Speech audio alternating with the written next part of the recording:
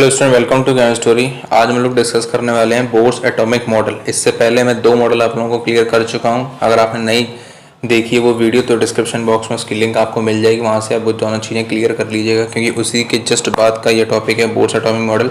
जब तक उसका ओवरव्यू आपको नहीं पता हो तो आप बोर्स एटॉमिक मॉडल को समझ नहीं सकते। समझने के लिए आपको वो वाला वीडियो देखना ही पड़ेगा। तो डिस्क्रिप्शन बॉक्स पर लिंक डली हुई है, तो प्लीज़ जाके आप उस वीडियो को ज़रूर देखिए, ठीक है। और फिर उसके बाद आज हम लोग स्टार्ट करते हैं बोर्स एटॉमिक मॉडल।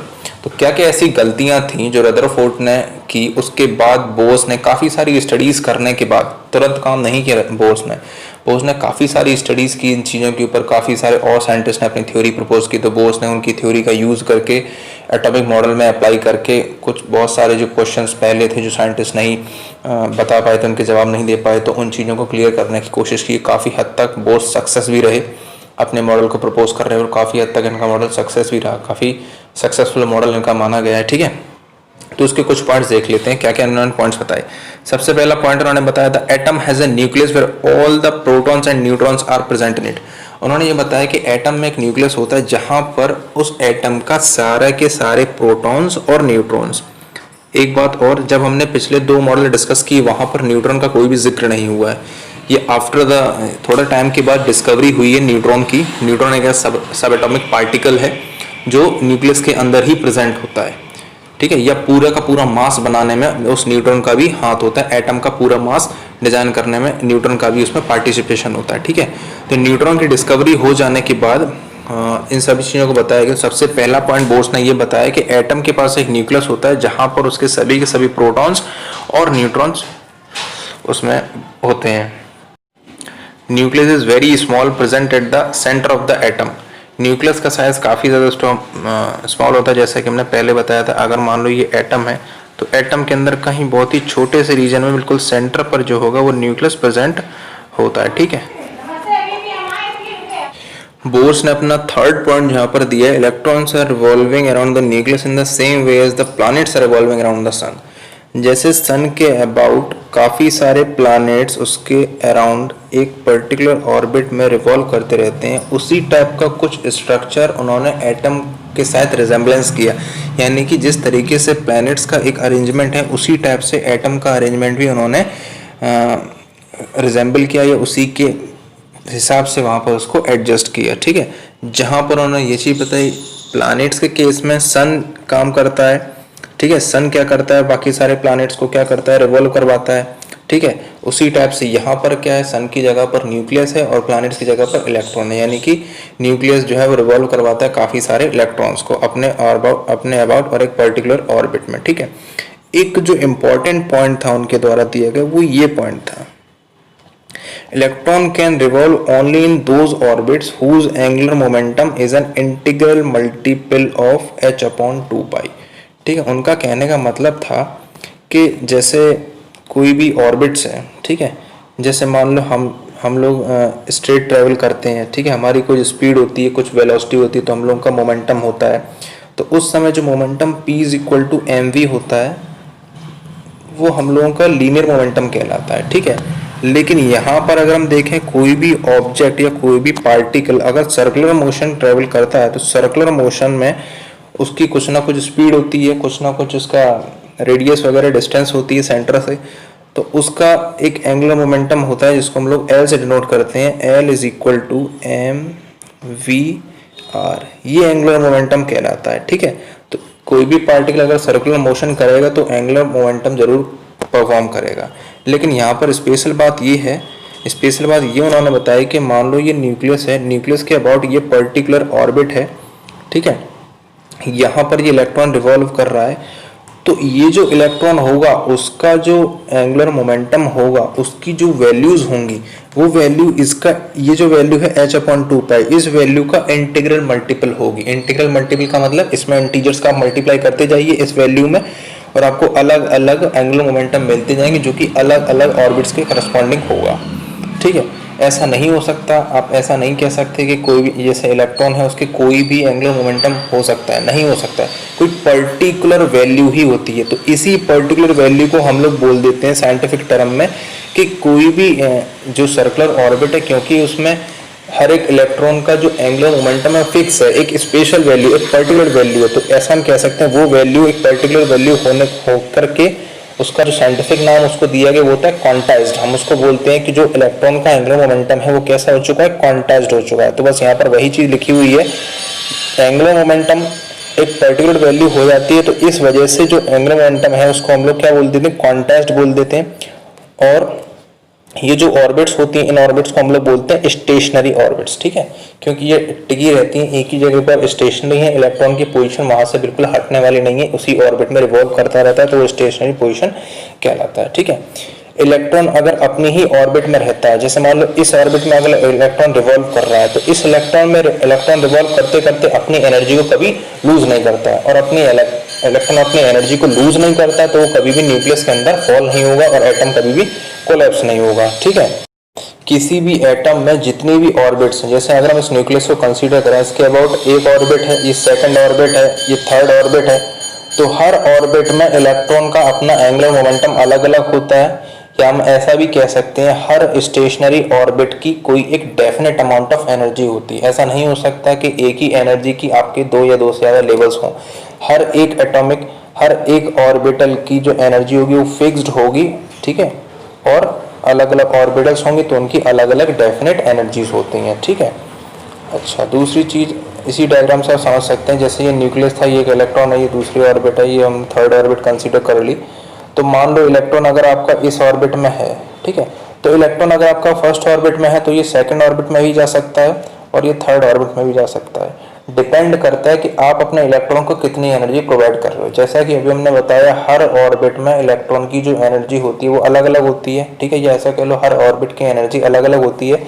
तो इस ऑर्बिट की एनर्जी अलग है जो इलेक्ट्रॉन के पास है उस समय, इस ऑर्बिट की एनर्जी जो है अलग है। यानी कि अगर आप सेकंड ऑर्बिट के अकॉर्डिंग सेकंड ऑर्बिट की जितनी एनर्जी है और फर्स्ट ऑर्बिट में जितनी एनर्जी, उनके डिफरेंस के हिसाब से, क्योंकि इलेक्ट्रॉन को यहाँ से यहाँ जाना है तो इनके डिफरेंस के हिसाब से अगर आप एनर्जी प्रोवाइड करते हो तब उस केस में जो इलेक्ट्रॉन है वो फर्स्ट ऑर्बिट से हटके कहाँ पर चला जाएगा, सेकंड ऑर्बिट में चला जाएगा।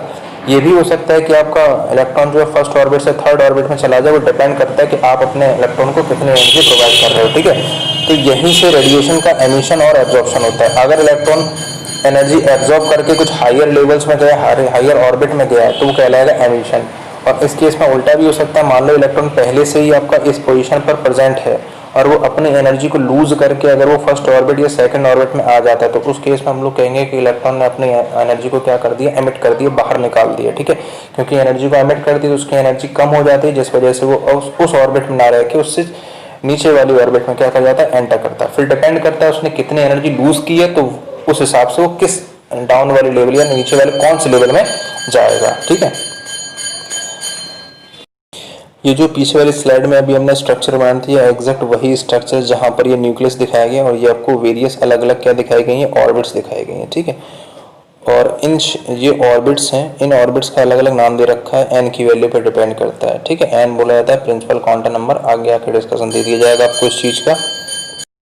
ये वाला जो अरेंजमेंट आप लोगों को दिखाई दे रही है, अरेंजमेंट तब है जब आप इलेक्ट्रॉन को कोई ना कोई एनर्जी प्रोवाइड करेंगे और इलेक्ट्रॉन जो है वो अपने पहले वाले ऑर्बिट से इस ऑर्बिट से इस ऑर्बिट में या इस ऑर्बिट से इस ऑर्बिट में, यहाँ पर बोला जाएगा कि इलेक्ट्रॉन जो है उसकी एनर्जी क्योंकि बढ़ रही है तो इलेक्ट्रॉन जो है एक्साइटेड स्टेट में आ जाता है, यानी अपनी नॉर्मल ऑर्बिट में न रह के उससे ऊपर वाली ऑर्बिट में एंटर हो जाता है जिसकी एनर्जी जो है ज़्यादा है, ठीक है।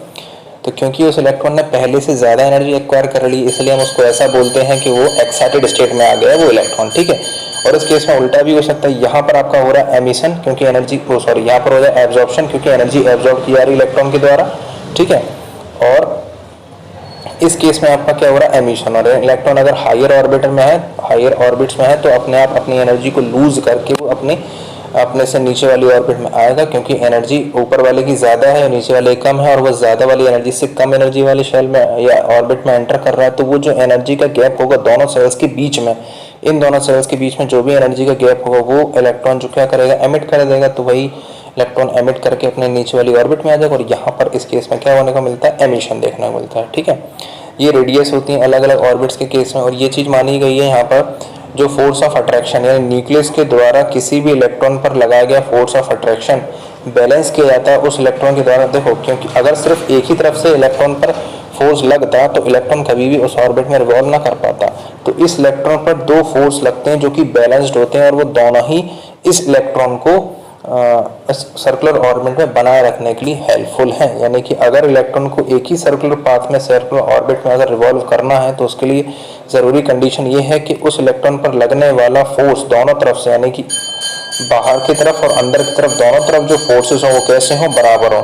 तो यहाँ पर लगता है अट्रैक्शन फोर्स लगता है न्यूक्लियस का इलेक्ट्रॉन के द्वारा, और बाहर वाला जो फोर्स होता है, कोई भी सर्कुलर ऑब्जेक्ट अगर कोई भी सर्कुलर मोशन करता है तो उस ऑब्जेक्ट पर एक बाहर की तरफ फोर्स लगता है जो सेंट्रीफ्यूगल फोर्स कहलाता है। तो यहाँ पर सेंट्रीफ्यूगल फोर्स और अट्रैक्शन फोर्स इस इलेक्ट्रॉन को बैलेंस करे रखते हैं इस ऑर्बिट में रिवॉल्व करने के लिए। तो उन दोनों ही फोर्सेस को इक्वेट करके ये वैल्यू निकल के आती है रेडियस की, ठीक है। अलग अलग ऑर्बिट में रेडियस की वैल्यू क्या होगी, ठीक है।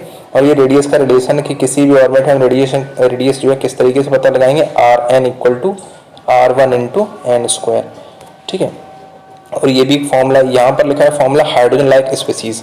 हाइड्रोजन लाइक स्पीसीज का मतलब है जो जिनमें हाइड्रोजन जैसे इलेक्ट्रॉन्स प्रेजेंट होते हैं, ठीक है। हाइड्रोजन में एक इलेक्ट्रॉन है तो जिस भी स्पीसीज में आप एक इलेक्ट्रॉन देखेंगे तो वहाँ पर ये फॉर्मूला आप अप्लाई कर सकते हैं उसकी रेडियस फाइंड आउट करने के लिए। ये उसकी एनर्जी अलग अलग सेल्स की कैसे हम लोग एनर्जी निकालते हैं, ये रिलेशन है हाइड्रोजन एटम के हिसाब से, ये हाइड्रोजन जैसे स्पीसीज के हिसाब से, ठीक है। इंटरप्रिटेशन ऑफ हाइड्रोजन स्पेक्ट्रम, इसका मतलब क्या है, जब जब इलेक्ट्रिक डिस्चार्ज को हाइड्रोजन से लो प्रेशर में पास किया जाता है तो उसको पास करने के बाद एक लाइट एमिट होती है, ठीक है।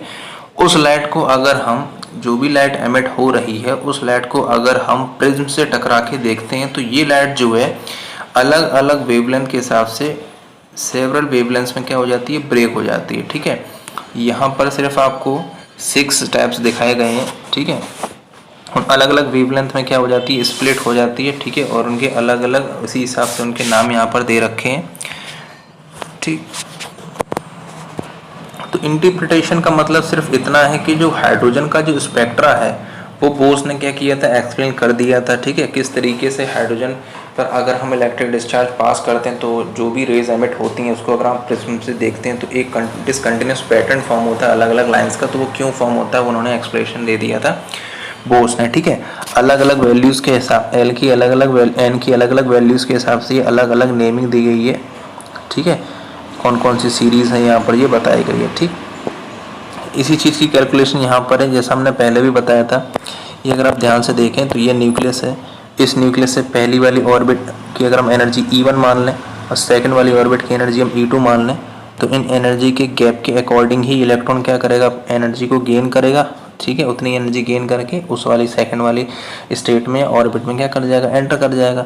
तो वो एनर्जी का जो डिफरेंस होता है वो एनर्जी का डिफरेंस क्या होता है, डेल्टा ई। और delta e is equal to h nu का मतलब ये है कितनी फ्रीक्वेंसी है, कितनी लाइट की रेडिएशन उस पर एंटर कर रहे हैं। अगर लाइट की रेडिएशन की फ्रीक्वेंसी उससे मैच कर जाती है, यानी उसमें लाइट की रेडिएशन की जो भी फ्रीक्वेंसी उसमें अगर एनर्जी उतनी ही है जितनी आप उसको देना चाह रहे हो उस इलेक्ट्रॉन को किसी भी पर्टिकुलर ऑर्बिट में एक्साइट कराने के लिए, तो वो काम कर जाता है और आपका क्या पड़ जाता है, delta e is equal to h nu इस फॉर्मूले से हो जाता है। फ्रीक्वेंसी क्या होती है, यहीं से आप फ्रीक्वेंसी को निकाल सकते हैं। फ्रीक्वेंसी इक्वल टू क्या हो जाएगा,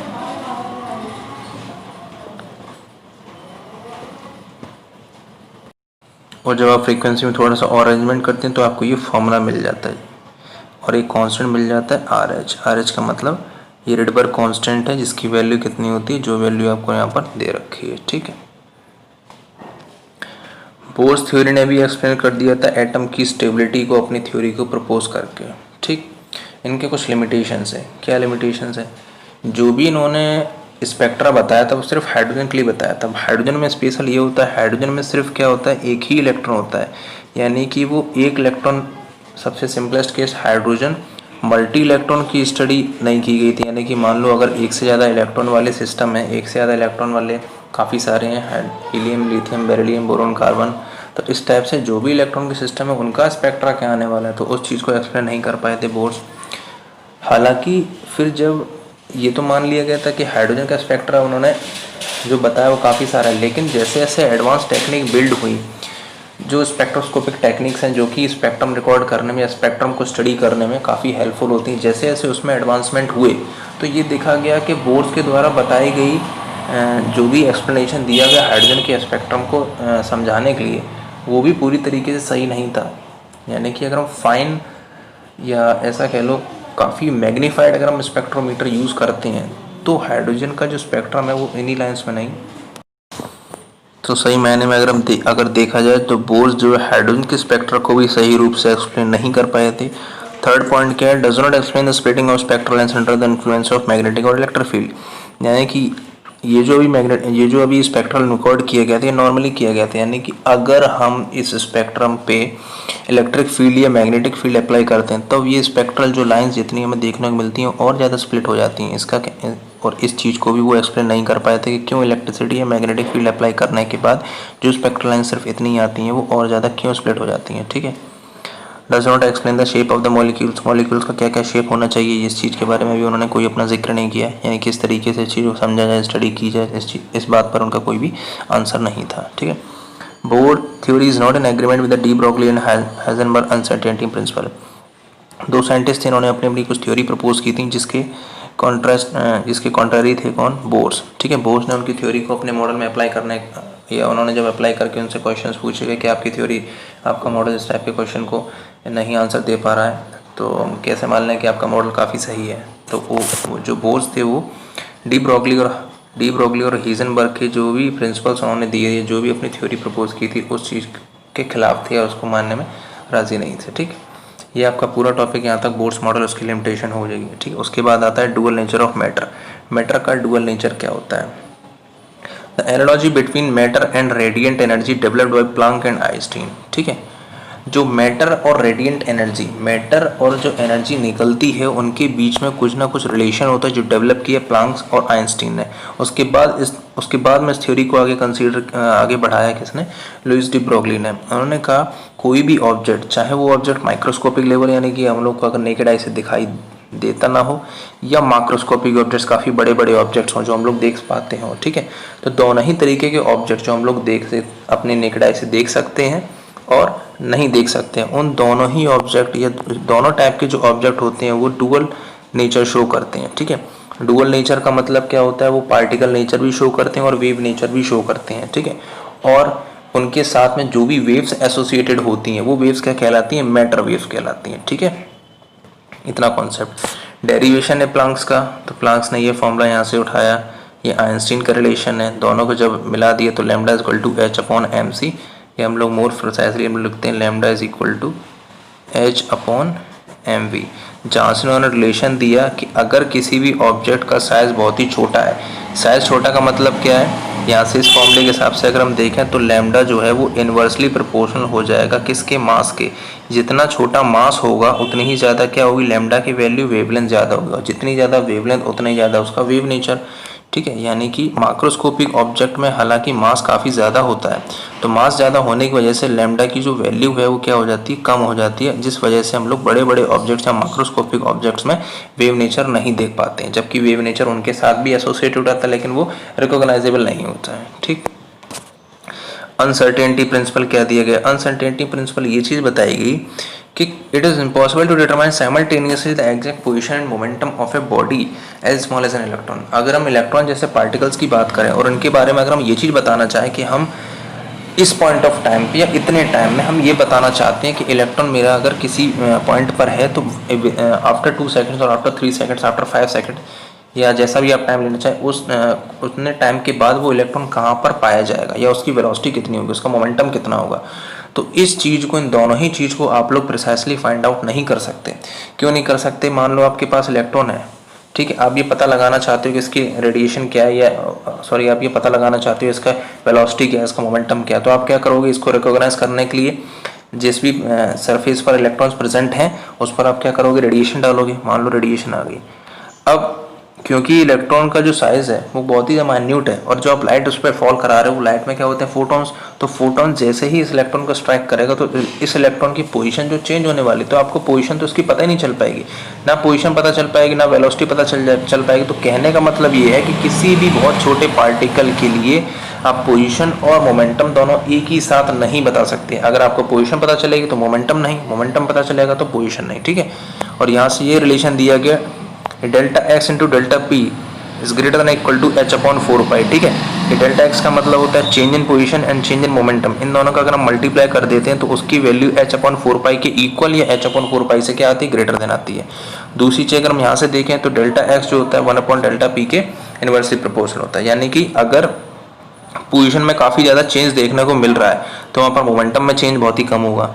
ठीक है, पोजीशन में बहुत कम चेंज मिल रहा है तो वहाँ पर मोमेंटम ज़्यादा हो, ये दोनों चीज़ें, मोमेंटम में चेंज ज़्यादा हो, ये दोनों चीज़ें एक दूसरे के क्या इनवर्सली प्रोपोर्शनल है। ठीक, तो यहाँ तक आपका जो टॉपिक था वो पूरा मैंने अभी कवर करवा दिया आप लोगों को। बोर्स थ्योरी, उसकी limitation, dual nature of matter and uncertainty principle, ये आपका पूरा टॉपिक कवर हो चुका है। ठीक है, आप लोग इस चीज़ के बारे में कमेंट कीजिए, शेयर कीजिए वीडियो को जितना हो सके आप लोग वीडियो के ऊपर, ताकि पता रहे कि कंटेंट जो मैं बना रहा हूँ आप लोगों के लिए सही है या नहीं है। ठीक है, okay students, thank you for watching.